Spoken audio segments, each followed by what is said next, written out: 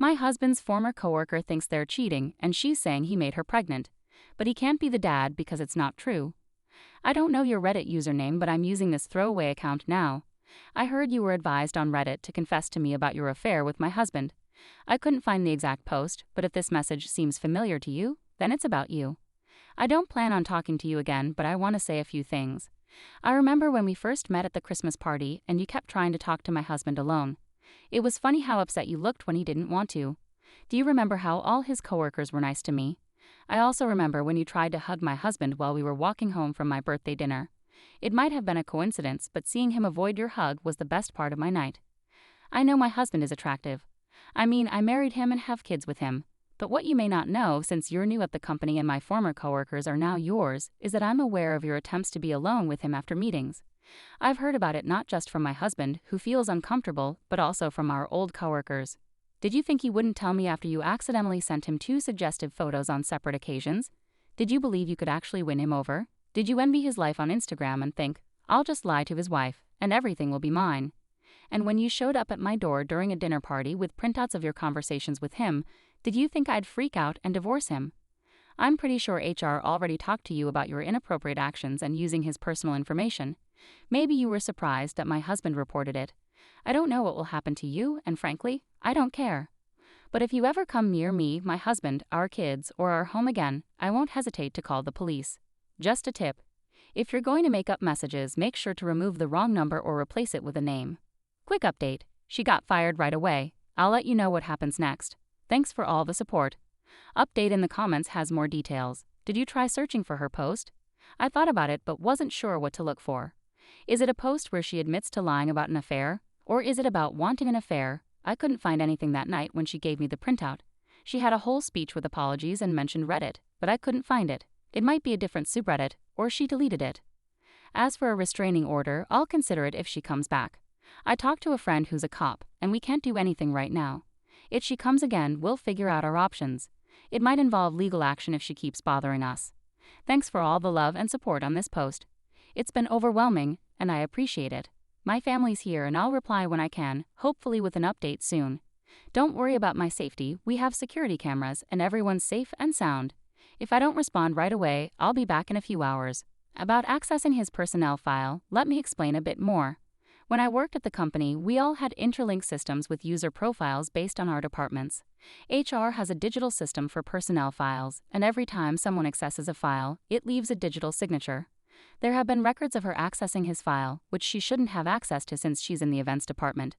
Either someone gave her HR access, which means she could edit files like on Wikipedia, or there was a system glitch that wasn't caught. Update. First, I want to thank everyone who supported us in my previous post. I might need to share more details, so I'm sorry if it gets lengthy. I might not explain things as clearly as before. I couldn't find her post, just to update on that. Some people suggested there might be truth in what she said. Normally I would agree, having made similar comments myself on my regular account. But my husband saw the comments too, and he wanted me to mention some things that happened before. My husband works in the marketing department, which often collaborates with the events team. They have meetings for various projects, especially big ones. He worked closely with a colleague who later went on maternity leave. She was recommended by a senior person in her team. After training and getting up to speed for a big project with help from her team and my husband, he was friendly but always professional. Their meetings were never private. She started by discussing work matters with her manager, then began suggesting meeting for coffee, lunch, and dinner multiple times a week. She also complimented his appearance in emails sent through her work account. At the Christmas party, she tried to be alone with my husband and seemed upset when she couldn't. A few days later, she sent him the first picture through social media. He didn't see it until after she apologized in person, and he accepted her apology before checking his messages at home with me. She added an "oops, sorry, wrong person" message right after the picture. When he clicked on that message, the picture was there, though she could have deleted it before he saw it. He did see the message. A week later, she sent a second picture on a different social media platform. He saw who it was from and asked me to open it. It was more suggestive than the first, but when she apologized, she asked if he had told me about the pictures, saying they were drunken mistakes and not to give me the wrong idea. She wasn't a friend on his social media, so I'm not sure how she thought that was an excuse. On my birthday, she went to hug my husband, but he backed away because her actions were making him uncomfortable. After that, she toned down her behavior a bit. She stopped asking him to talk about work so often. But then something happened last Monday. Update 2. she got fired for sexual harassment and serious misconduct, leading to another person getting suspended while they investigate. Both my husband and I were working from home when this happened, so I didn't know she got suspended when I posted earlier. Right after my husband reported her to HR on Wednesday, he gave them the text messages, social media exchanges, where he didn't reply, and printed out the work emails she sent. They acted quickly because of the serious accusations, and she was fired yesterday. She didn't make any allegations against my husband. I mentioned in the comments about our company's HR system, which only HR should access. Somehow, an 8-person gave her unauthorized access to this system. They checked the logs and found she accessed my husband's file 34 times. I don't know what she did in there, but there were so many changes that they had to restore his file from a recent backup.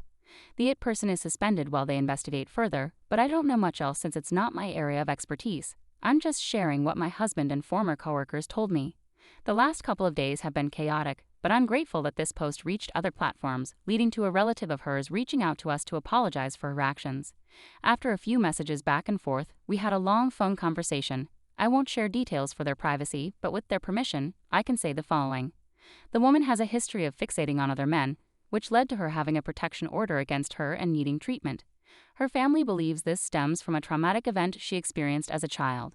She's usually stable with medication, but the problem arises when she feels well and stops taking it, causing a relapse. The person she texted was her teenage niece, who didn't know about her aunt's condition and thought it was a joke. When we called on Wednesday morning, the niece got scared and hung up, telling her family about it. They found out about her suspension later that day and saw our post about the text exchange, confirming it was her.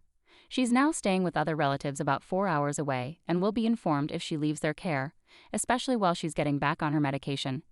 We've decided not to press charges right now, but we've informed the police about the situation, especially after discussing it with our friend and letting her family know. Our security measures are being upgraded within the next 2 weeks. The school and daycare have been informed about who can and can't pick up our kids, with photos provided. They also have a picture of her and know to contact us if she tries to approach our kids. Hopefully there won't be any need for further updates, and my husband and I are looking forward to a relaxing evening and a good night's sleep. Regarding the niece, she saw the post and recognized parts of the text exchange I mentioned in my comments, particularly about being kicked out of my house with my kids, which was the only detail I wasn't vague about. However, I don't know what else might be happening in their family behind the scenes, as I didn't speak directly to her. Moving forward, the police are aware of the situation, and unless she leaves her family's care and comes near us, I'm satisfied with how things are. But if that happens, I'll contact the police immediately. Amendments in this context refers to changes made to the information in your husband's HR file. She had access to all the information HR would have and made alterations to various details. The extent of these changes isn't disclosed, but they were significant enough that they had to restore his file from a backup to undo the changes she made. It's reassuring that she didn't access anyone else's file, and the situation was resolved by restoring the original data. I understand your mixed feelings about posting online, but it's good that her family took action once they realized she wasn't well. Sometimes seeking support from a wider community can lead to positive outcomes, even if it's not the ideal way things should unfold. As for her old post, I didn't find it. Given the variety of possibilities you mentioned, it's understandable that it was challenging to locate. It's also possible that she posted anonymously or altered details to remain unidentified. During your conversation with her family, she didn't mention anything about your husband, and she wasn't in a relationship either. I hope this helps clarify things, and feel free to ask if there's anything else you'd like to know. Update: we're still talking to her relative and she's doing better, but the medicine needs time to start working. It took her family's effort to make her see why what she did was wrong and why she needs to take her medicine. Her family is still worried, but we're not taking legal action for now. The niece apologized, but she's young and didn't understand fully. The 8-person got fired. They gave access to the woman to check her own file for a reference, but forgot to take it back. A few others got unauthorized access too, but that's been fixed. The company is dealing with this legally, and the person who recommended her also said sorry. They didn't know about any issues until HR told them. We're not pressing charges against her or the company, we just want to move on. If this had hurt my husband's work reputation or if we felt unsafe, we might have done things differently, but thankfully it's just been a stressful time for us. Update 3. Hey everyone, it's been a bit since my last update. I was hoping that would be the end of it all, but things took a wild turn. I've tried writing this a few times, but every time I do, something even crazier happens. So bear with me if this post is a bit all over the place. It's been like a soap opera lately, going from bad to worse to just plain ridiculous. A lot has gone down since my last post, so sorry if I go on a bit. If you haven't read my previous posts, here's a quick recap. My husband had a colleague who became obsessed with him and showed up at our house with fake evidence of an affair, but she was dealing with mental health issues. We worked with her brother, Wayne, not his real name. He's the father of the niece Sarah, the colleague, stayed with, and her aunt and uncle who live 4 hours away to help her get better and make sure she stayed on her medication until she could work again. Wayne promised to keep us updated if anything important happened, and we agreed to do the same if she went missing while in their care. Everything was going smoothly until late March. I was outside doing some gardening when Sarah appeared out of nowhere. She seemed happy and excited to catch me at home since she had been showing up when we weren't there. Before I could even process what was happening, she excitedly announced that she was pregnant and claimed my husband was the father. I was so confused that my eyebrows practically twisted in confusion. It was clear she hadn't been taking her medication because she looked put together but was still believing in this fantasy romance with my husband. She went on to talk about their supposed love child due in June and said we needed to get along for the baby's sake. She hoped I wouldn't hold a grudge against their child, which would be fine if any of what she said was true. But it's impossible because my husband doesn't have the time for an affair with our busy lives and schedules. Plus, she would have gotten pregnant before she even met my husband, as they only met when she started working, not before. After Sarah left, I noticed several missed calls and messages from Wayne, Sarah's brother. When I called him back, he revealed that Sarah had confessed everything to their aunt during an update on her condition. She admitted to being pregnant and decided not to take her antipsychotic medication until after the baby's birth. Despite promising to stay away until then, she suddenly showed up at our house claiming my husband was the father and causing a scene. Wayne explained that their aunt and uncle believed Sarah's story about my husband being the father from a one-night stand. They thought my husband was lying to me about cheating and that Sarah's obsession with him stemmed from this event. Unfortunately, they never checked with Wayne to confirm any of this, so their updates to us were based on false information. Wayne was just as upset as we were about the situation and felt that his family's blind acceptance of Sarah's delusions was harmful. I shared everything with my husband, and we decided to involve the police and consider vetting a restraining order once paternity is confirmed. Right now, it's a matter of her word against my husband's, as he can't prove he never had any contact with her. When Sarah came by again in early April, we made sure our kids were safe upstairs before talking to her outside. I didn't want her inside where there were no cameras, especially with my kids around. She wanted to come in and touch her stomach, but we firmly refused. My husband asked for a paternity test, which upset her because she believed she never cheated. She agreed to the test after the baby is born to prove it. Despite the situation, I can understand her perspective. It's her body. If I hadn't known my husband well and witnessed the conversation, I might have doubted him too. She seemed sincere and confident, which was unsettling considering she was convinced my husband was the father. I've encountered mental illness before, but nothing quite like this. Sarah appears sincere, yet she asked us for money to support her baby and start a new life. Despite staying with family and losing her job due to the affair, she wanted independence by the time the baby arrived. We declined and said we'd help if paternity was proven. In late April, my husband's parents called. Despite knowing the situation, they asked if there was a chance the baby could be his. After reaffirming that wasn't possible, they told us Sarah had shown up at their door wanting to introduce herself and planned for them to be involved in the baby's life. We warned them not to upset her, knowing she's pregnant and not taking her medication. We're unsure of what she might do in this state. My husband was upset and worried, but he understood why his parents asked. They accepted his answer, and we're grateful for that. We're not sure how Sarah found their address. She might have followed us or seen it on his personnel file. We checked with our kids to make sure no one unfamiliar approached them, and they confirmed they hadn't, even making sure they weren't told to keep secrets. We keep a close eye on them, so they're never alone. A week later, during a barbecue with friends and our kids at my in-laws, Sarah showed up unexpectedly. We had a moment to relax until she barged in like she belonged there, introducing herself while cradling her stomach. Our friends saw her for the first time, but we had to get her to leave quickly. It shattered our efforts to keep things calm and avoid triggering a mental health crisis. There was a confrontation where we firmly told Sarah she couldn't come to our house. My husband explained that he couldn't be the father of her baby because they never slept together, had no relationship, and he didn't owe her any money.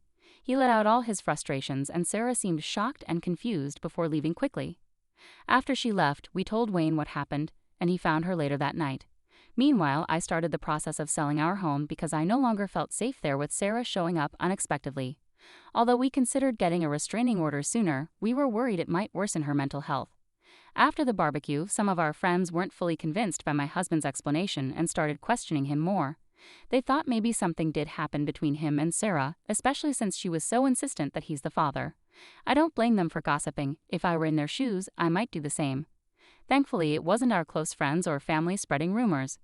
While we were visiting my relatives, Sarah showed up at our house and was acting strangely. She stood outside, talking to herself, and seemed paranoid, even looking inside through the windows. It was all caught on camera. Seeing this made me accept an offer on our house and choose a lovely new home in a gated community. We're moving now. Wayne contacted us and said that Sarah had the baby, who looked a lot like her ex. He asked if my husband still wanted to do the DNA test because it clearly wasn't his baby. My husband agreed to the test to put this behind us and to remove any doubts I might have. I told him I never doubted him.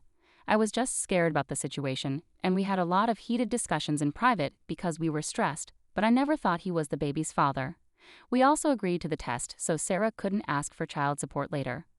Sarah's aunt and uncle have been corrected about their misunderstanding of the situation and criticized for enabling Sarah. Some tough but necessary conversations happened with them. According to Wayne, once they understood what had happened, they were very embarrassed and wanted Wayne to pass on their apologies. Wayne has taken some time off work and will be staying with them for a while. After Sarah had the baby, her brother, aunt, and uncle gave her a choice. Take her medication in front of them every day and not try to contact us, or they would put her in a mental health facility while her brother took care of the newborn until she was well enough to leave. She agreed to take the medication. The DNA test results came back, and to our surprise, my husband is not the father. The look of relief and happiness on his face was priceless. It has been a crazy 6 months, but things have calmed down now. Sarah is doing well but still struggling as a new mother. Wayne is encouraging her to get in touch with her ex. She is slowly realizing that she didn't have an affair with my husband, now that the medication is starting to work. I gave some baby essentials to Wayne to give to her as I'm packing up for the move. I may have missed a few details, but if you need any clarification, let me know. I'm glad life seems to be getting back to normal. Police involvement. We're going ahead with a restraining order. Sorry if my post was too long or unclear. I've rewritten it a few times and might have left out some important parts. We reported each incident to the police, but Sarah mostly just talked without making threats or being violent. Her behavior was just odd. My husband wanted to clear his name first, so he needed to do the DNA test, and a restraining order would have complicated that process. He wanted to prove to me that he hadn't cheated. Have you ever dealt with a mentally unstable person who shows up unexpectedly? Panicking is the worst thing you can do in that situation because it makes it hard to think clearly. It's best to stay calm and avoid confrontation. We did lose our temper with her once when she showed up at a barbecue. She truly believed she and my husband were in love and that her baby was his. I care about the well-being of an innocent child. As a mother of 4, I can't imagine what it's like for her being mentally unwell and a new mother. I hope this helps explain things. Did you tell the people buying your home? Yes, we made sure to explain why we are moving. I wouldn't have given Sarah anything directly. She doesn't know the baby items are from us. We made it clear to Wayne and his wife that I didn't want her to know who they were from. Wayne can say he got them from Goodwill, or that a friend knew his sister was pregnant. The items are in such good condition that, except for some worn boxes, they look almost new. Why didn't you get a DNA test during the pregnancy? We knew there were blood tests available, but Sarah refused and wanted to wait until after the baby was born. At the time, we didn't want to force a mentally unwell pregnant woman to do something she didn't want. We didn't want to risk her harming herself or us. Why was your husband relieved? He believed that I had doubts about him. He thought I might suspect he was having an affair with Sarah, that she was his mistress, and that he got her a job at the company to be close to her, like a typical soap opera storyline. The DNA test result relieved him because it cleared up any doubts and proved he was telling the truth.